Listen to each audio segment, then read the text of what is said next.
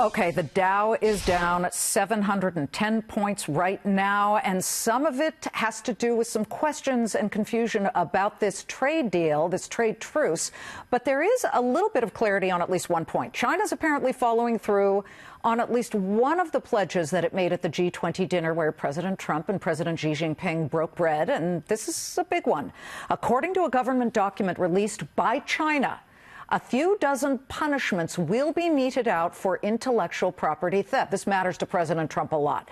Among them, violators would be banned from issuing bonds or other financing tools. They would also be restricted from government financial support, foreign trade, registering new companies, or auctioning land. And that's not all.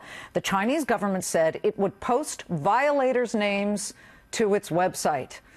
It's a little public shaming there. Scott McNealy is the founder and former CEO of Sun Microsystems, and you've done enough business with China, in China. Do you believe the Chinese on this, and will it stop the Chinese from stealing U.S. companies' proprietary ideas and technology?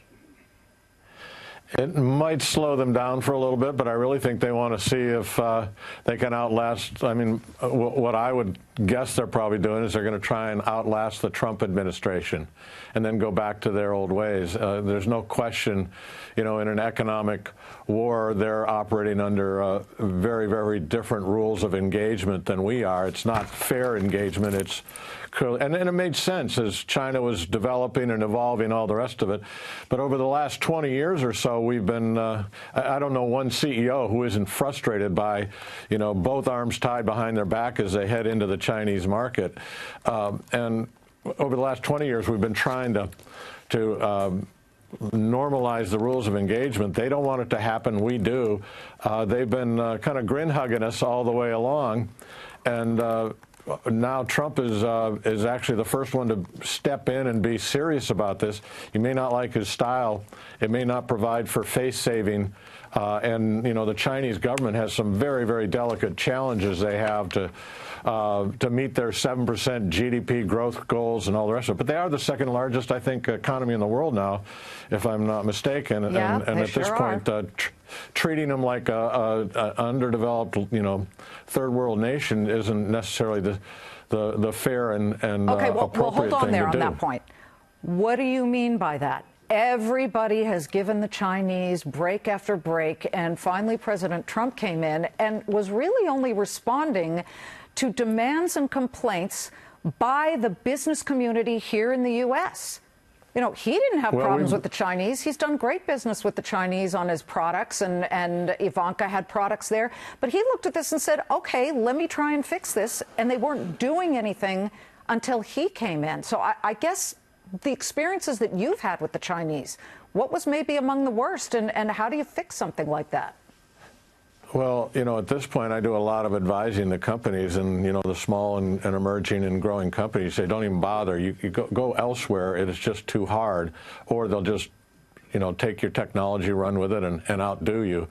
So it's very, very different than, say, 35, 40 years ago, 1982, when we started and got into China. We helped build the Chinese internet. Now it's a very, very difficult market to crack. Ask Twitter and Facebook. Yep. But, there's a lot of companies. You have to be a joint venture. We don't force people to be a joint venture to do business here across the board. It becomes very, very, very complicated. The barriers they're not just IP stealing. It's just not tariffs, but there's also big rules on them about how you can play there. The rules of engagement are just not the same. I believe that it is time we start trying to level that and make it fair and even. And the right way to do it is for them to eliminate their barriers, tariffs, all the rest of it. But if they won't, you got to do something. True. We'd love to do it in a nice, calm, face-saving way, but it hasn't been working. Well, there is one thing that's moving slightly higher right now, and it's Bitcoin up about $42. You are an advisor, as you said, but to some crypto miners.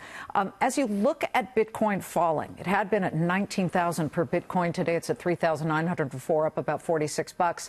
At what point does it fall so low that the cost of mining it is more than the actual cost of a Bitcoin, and where do we go from there?